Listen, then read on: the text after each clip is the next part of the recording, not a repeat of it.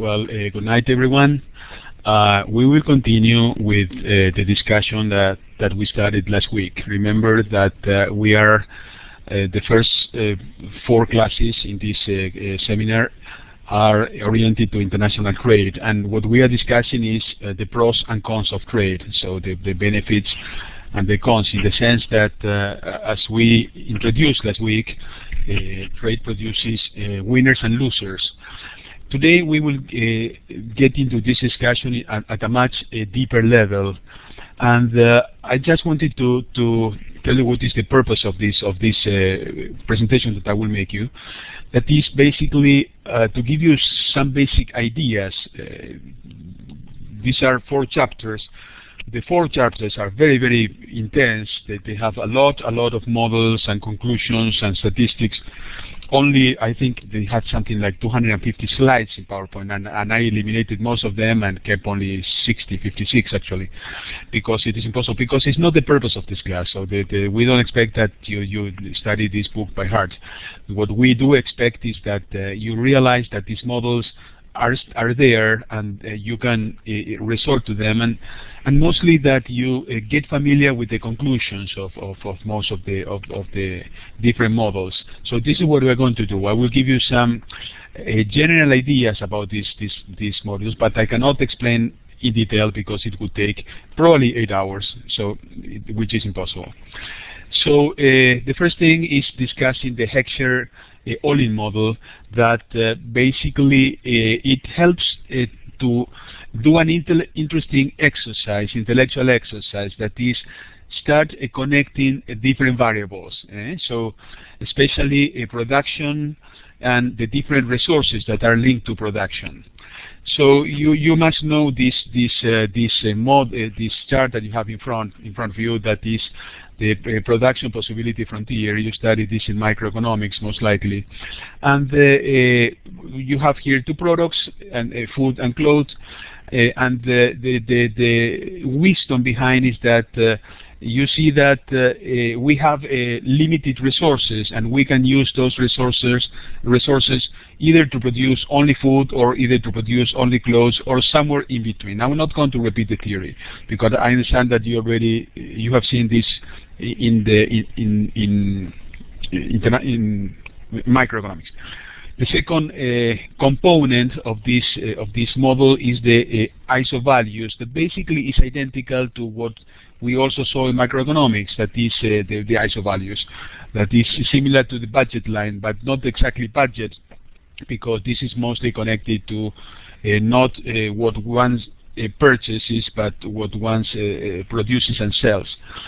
So this is then the production possibility frontier with the ISO values, and as you might remember, that this model helps to develop the supply curve, and it is the same here. What is interesting is that you start seeing here in the model this little variable here, and this is one of the wisdoms of the Heckscher-Holling model, the relative prices between clothes and food. This line is also something that you already know by intuition. I don't think we ever seen this before, but here you are putting the inputs in terms of capital and the inputs in terms of labor. You realize that what we are doing, we are starting to connect something that we didn't do in the first 2 classes. We're starting to connect the resources that you need to produce something, in this case a calorie. So these are different combinations of one and the other, and you see here the efficiency in a different way. So before in the production we were considering like this, but now the efficiency is considered here in the sense that if you start reducing one of the inputs, in the case like labor here in this chart, you see that you need to incorporate a tremendous amount of capital to compensate the lower labor. So that's why this curve has this shape.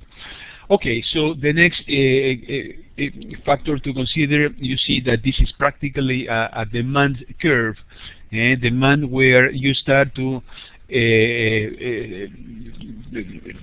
relate, to link different variables like the wages and the rents of the capital, and here you have the labor and the capital altogether. So here is practically like a price, a relative price, and here is practically like a production, a relative production. So how much labor divided by capital you need, and here how much labor divided by the price of this. So practically this is a demand curve, and this demand curve, if you want, basically is the demand curve related to food and related to clothes, if you want, and basically tells you that if you put a price here, or relative price between salaries and rents, you realize that food requires less labor than clothes. So for a same amount of a relative price, cloth is more labor intensive, food is more capital intensive in this example, you see, because food requires less labor than capital, and clothes requires more. So this is another variable, and you see that these models in practically is a demand curve. So what you have here is very similar concept, but it's a little bit more tricky if you want. So once again, you have here the prices of clothes and food, but here you have also the prices of the inputs, of the resources, and basically what you obtain is something that smells like a supply curve. It's not exactly a supply curve, because here you have prices versus prices, so you are comparing prices here. And okay, when you put it all together, you have this chart in which basically the wisdom that you get is that when you change the relative prices here, based on the chart that we have just seen, so this is the chart we saw one slide ago, here you can go up, and so when you increase the prices of clothes versus the prices of food, and you see that it has an impact, that is that if the prices go up, it's obvious that the supply will go down, because or the demand for labor will go down, if you will, sorry, not the supply. The demand for labor, in the sense that the companies are not willing to demand more labor, because labor will become relatively more expensive. This is kind of the wisdom that you obtain here. So for the first time, you connect then two variables that before were completely disconnected. That is, what happens when the relative price change?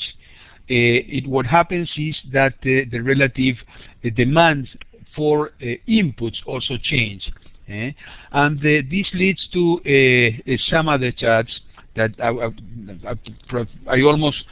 I'm tempted to skip this one, but basically what it does, it's the logical consequence of the previous slide, that is that when you increase the labor supply from TT1 to TT2, you see that what happens is that you have some relationships in the quantities of food and quantities of clothes that they can be unparalleled, in the sense that you can increase much more the demand or supply, it doesn't matter, the consumption of clothes, and without decreasing that much the consumption of food.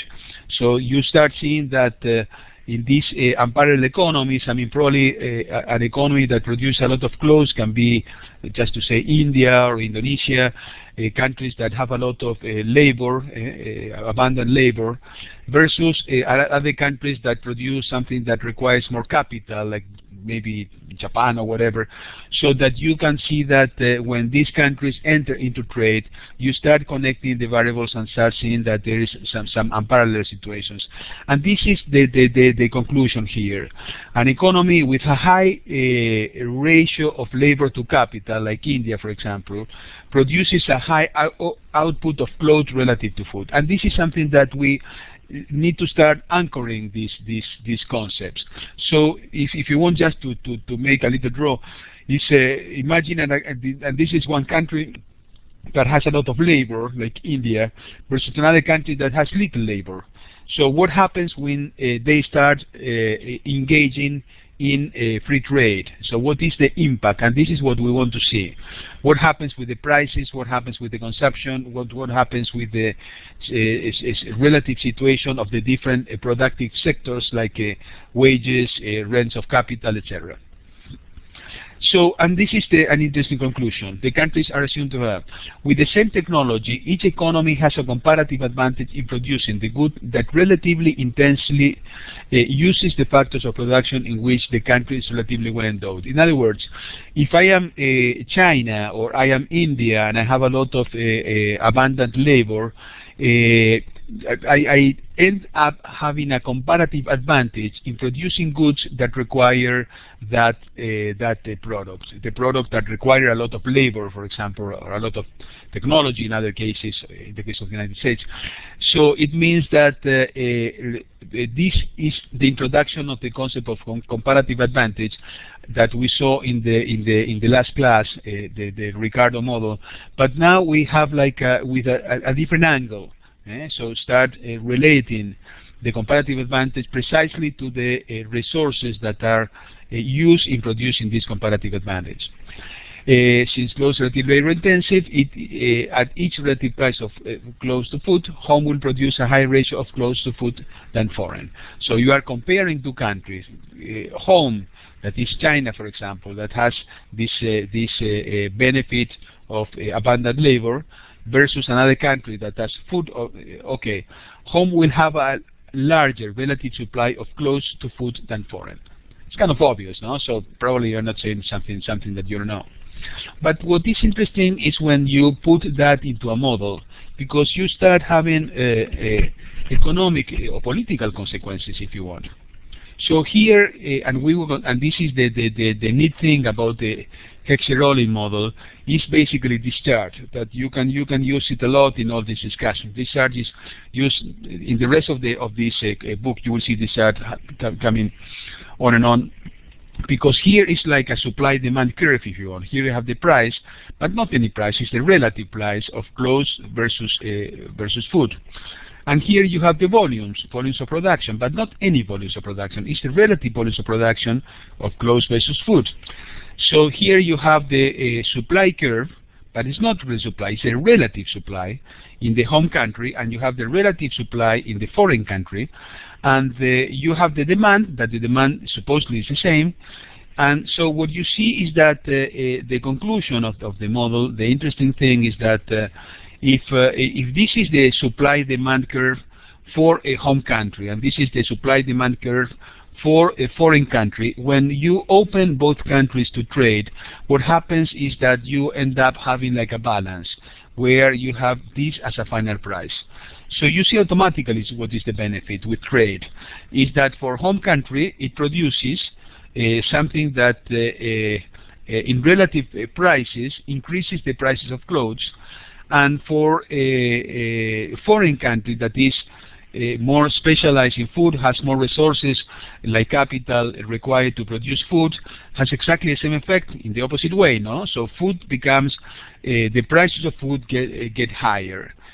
So in other words, and I will try to show you how you can visualize this, with trade, both countries improve their terms of trade, basically the prices of the products that they are more prepared to export, because both prices increase. The clothes price increase for this country that is specialized in clothes, and the price of food increases for this country that is specialized in food. So both benefit with trade. Both raise the prices of the product that they are abundant. If we continue with this simple picture that I show you, is if this is a country like China, for example, that this is a closed economy, and you have a country like the US that has, this is not the size of the country, it's the size of the labor supply. So the labor supply in China is very, very large. The labor supply and skilled labor supply in the US is very, very small. But you see that when both countries decided to trade, the benefit for China is that the prices of the products that are labor intensive go up. That is what you have here. So the prices go up, and the prices of the products that the US has abundant resources like technology or whatever also go up. So this is beneficial for both. So you see that how these both countries improve by trade. This is the neat thing about the model. So the relative price of clothes rises in the relatively abundant home and falls in the relative that is exactly what I told you. relative prices and patterns of trade in home. This is practically what I told you. So an economy has a comparative advantage in producing and thus will export goods that are relatively intense in using its relative abundant factors, like China with labor and the US with technology or capital or whatever. So there is some, the discussion is what happens, and this is interesting to read, of the last 40 years, countries like South Korea, Mexico, and China have exported to the US good intensive in unskilled labor.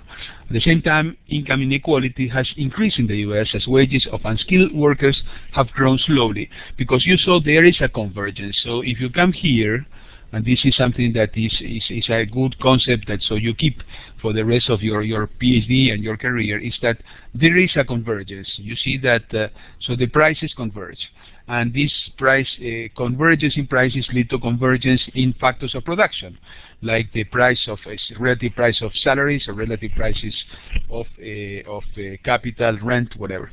So it says that, yeah, there is a convergence.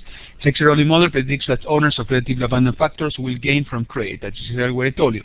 So if I have a lot of one resource, for me it's beneficial to trade. And if another country has a lot of other resource, it's beneficial to trade. This is kind of and always in relative terms.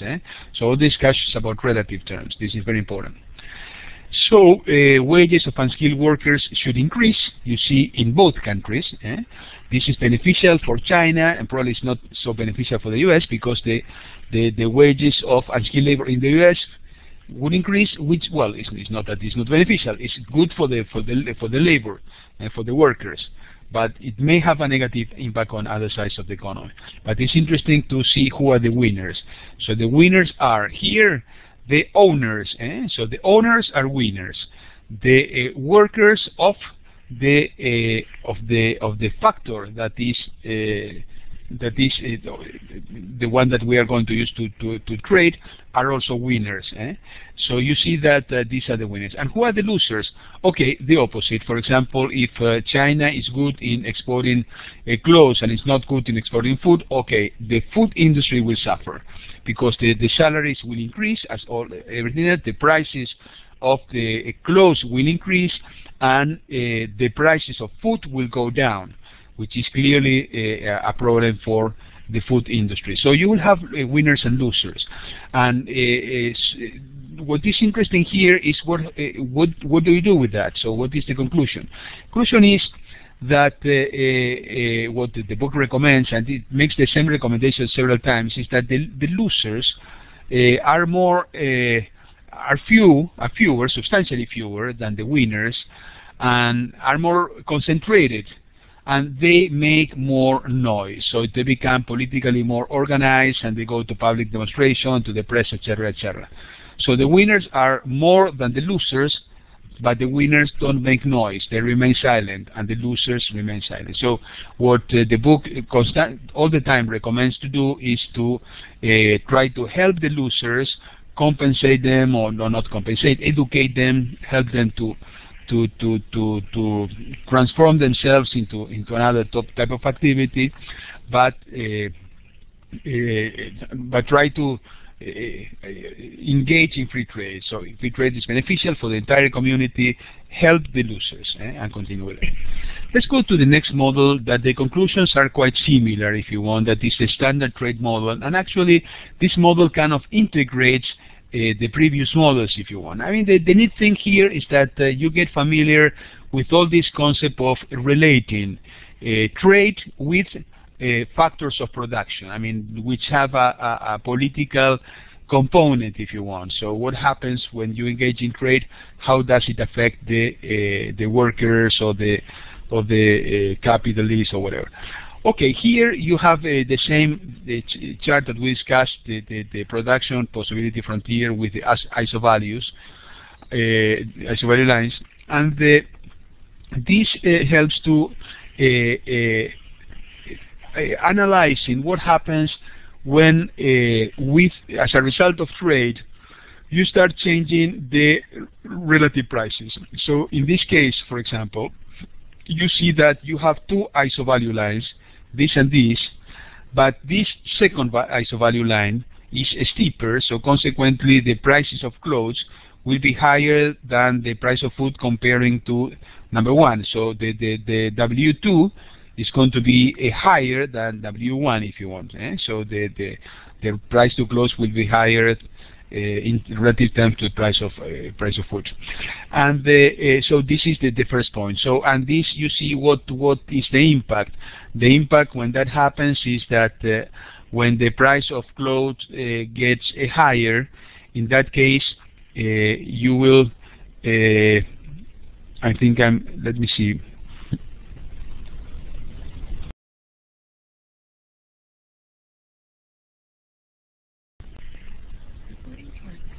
So you see here that in this tangent 2, you see that the price of clothes is higher because of trade, and also the production of clothes is higher because of trade. So you see someone is winning here completely, that is the clothes section if you want. And you see the same in this model here at the right, because you see that at the right, with trade, the price of clothes gets higher, and the production of clothes gets higher. So you see that once again we come back to this little picture that I show you.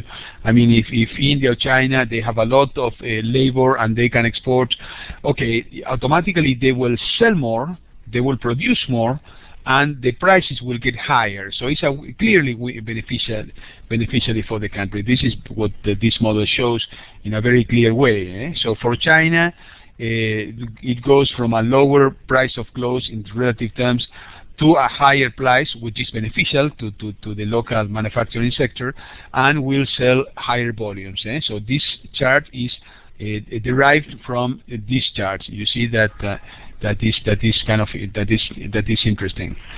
Okay, what happens when you incorporate another curve here? Remember the indifference curves that you saw in microeconomics, that is incorporating the demand side, the consumption side.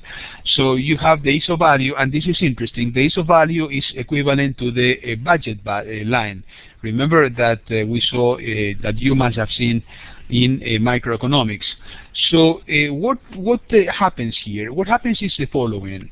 Is if you initially have this line here that is W1, that is basically that the country without trade, and then the country engage with trade, so then it moves from W1 to W2. You see here that, and this is interesting, that the demand gets better in the sense that the satisfaction, it moves to another satisfaction line, indifference curve, that shows that it produces more satisfaction, if you want. That is kind of interesting. So and you can so production and consumption. On the other side, relative supply and demand, you see a similar benefit here in the sense that the country will start exporting more, and consequently will have we move from this point that is the point with no trade to another point we supply more with trade, and this is kind of the another conclusion of this model. So an economy that exports clothes is better off when the price of clothes rises relatively to the price of food. The isovalue line becomes steeper, and a higher indifference curves can be reached. A higher relative price of clothes means that more calories of food can be imported. You see, and this is the interesting thing. So you need to connect both items. That is, the price of food will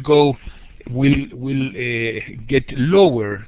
Consequently, in terms of indifference curves, you will have a better situation in the sense that the price of food will get lower. Consequently, we'll be able to consume more food. This is kind of the interesting thing.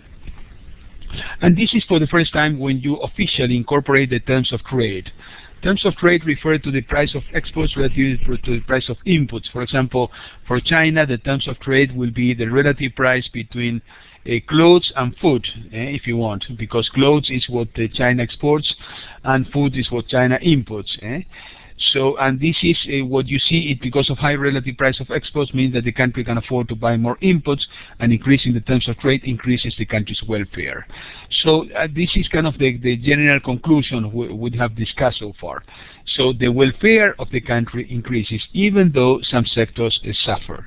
And you can see that here. So what happens with the terms of trade?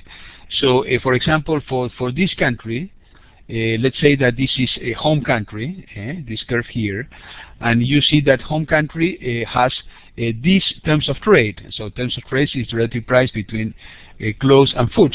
So this is the terms of trade. With trade, the terms of trade move from this point to this point. So the new terms of trade are better with trade than without trade. So better terms of trade means a higher welfare for this society, China. And what happens with the other country? For the other country is bad? No, it's not bad, because for the other country, what they measure is not what it says here, that is price of clothes versus price of food, but it measures the opposite: price of food versus price of clothes, which is the opposite. So the price of food versus price of clothes will increase, and so for the other country also the terms of trade will increase, which is neat. So this is, if you want, the neat thing about this model. It shows that both are better off. So this is another discussion that probably is not so relevant. I don't know if I'm tempted to skip it. That there is a certain bias, if you want. So in the home country, here, the graph at the left, you see that let me see. Let me see if I think I prefer to skip this because it.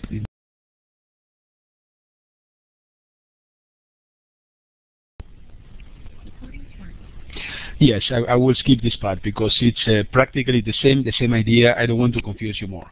So I'm happy if you get to the conclusion on how these variables work together and how trade is beneficial for some specific sectors and negative for others. I think that's all I want. I don't want to just go through every single model of the book. Okay, let's go to chapter 7. And chapter 7 is substantially easier conceptually. It doesn't have so many models, and it's something that you will catch in immediately, because it's practically what you have discussed already in microeconomics. That is the concept of economies of scales. Whenever a company, a private company, has fixed expenditures or fixed costs or whatever, as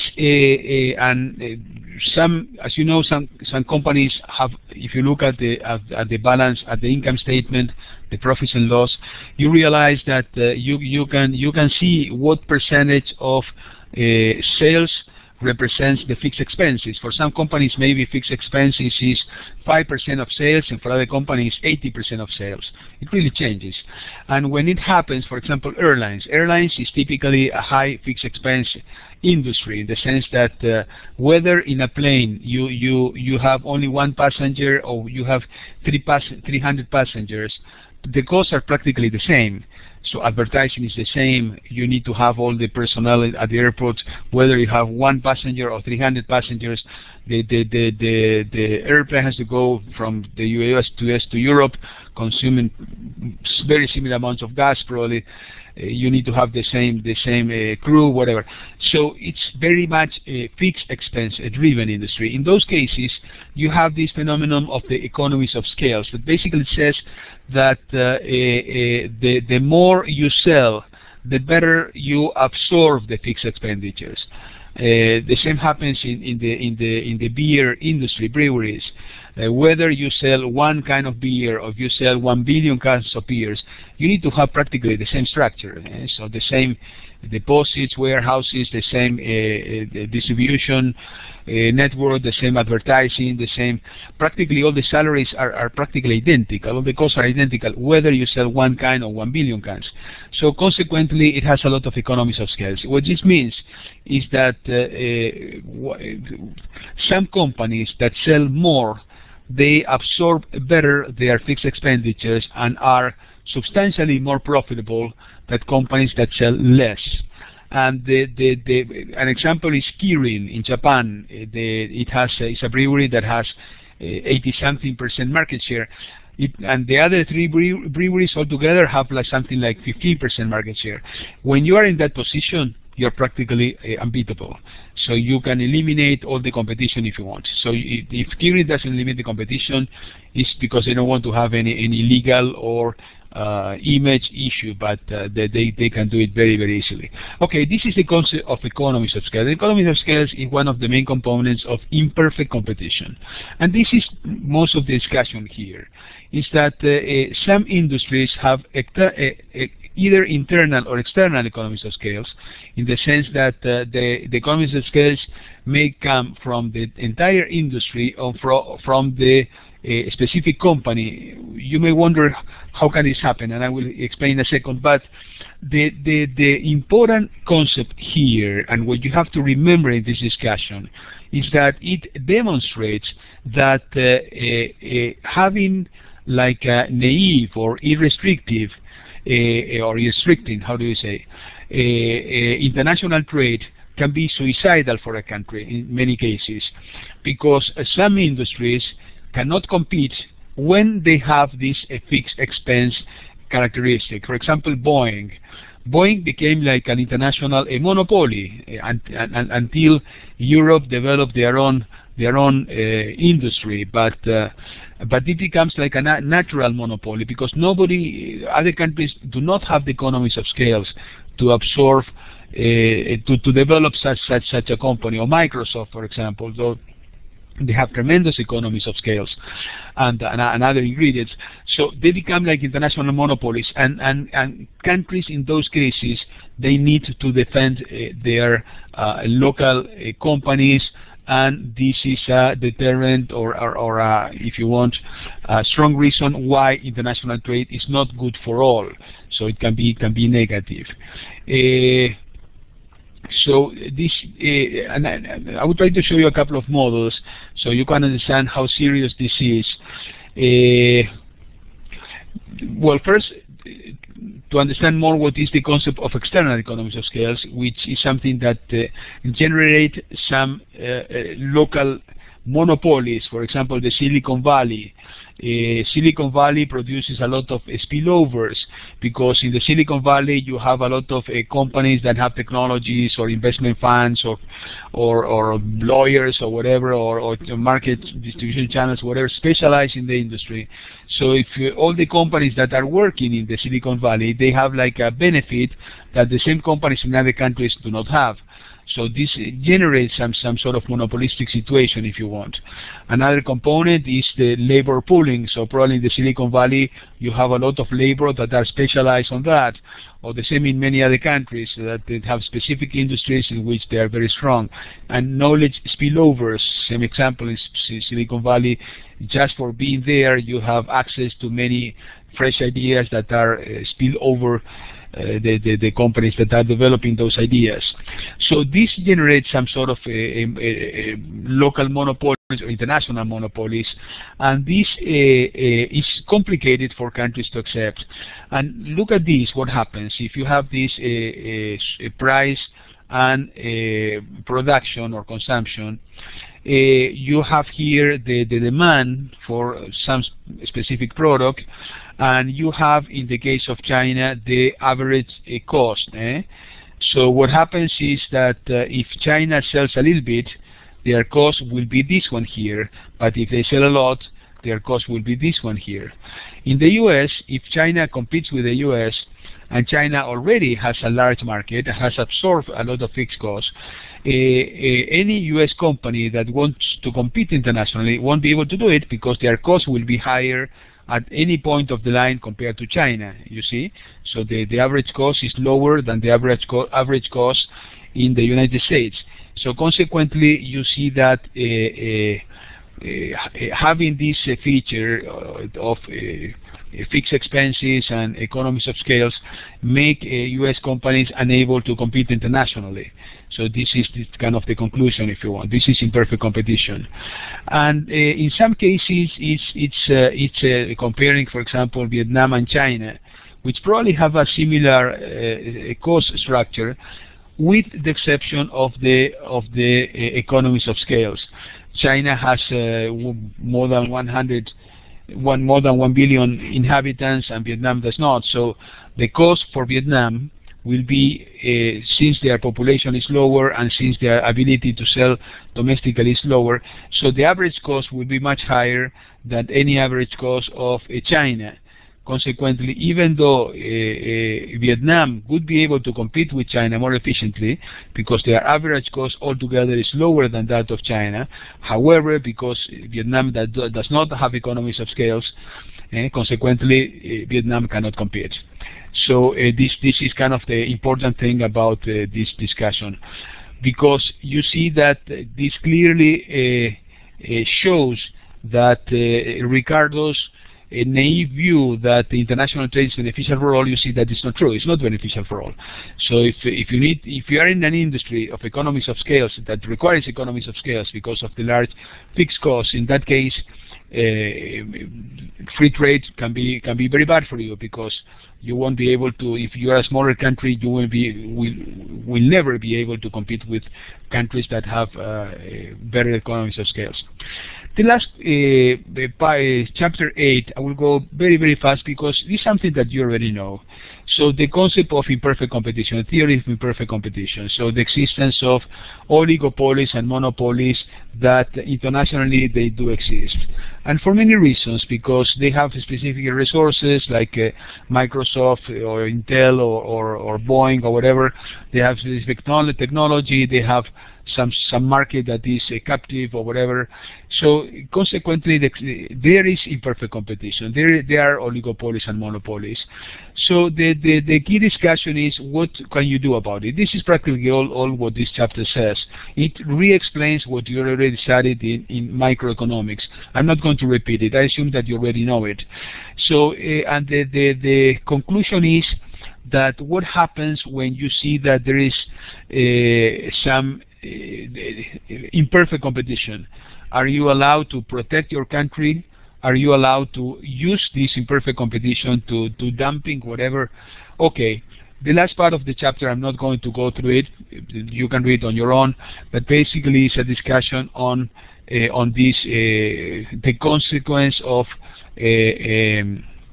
imperfect competition. So I insist, I'm not going to talk about it, but it's something very simple. Conceptually, it doesn't have any complication. But just for you to know that this is what the chapter is discussing.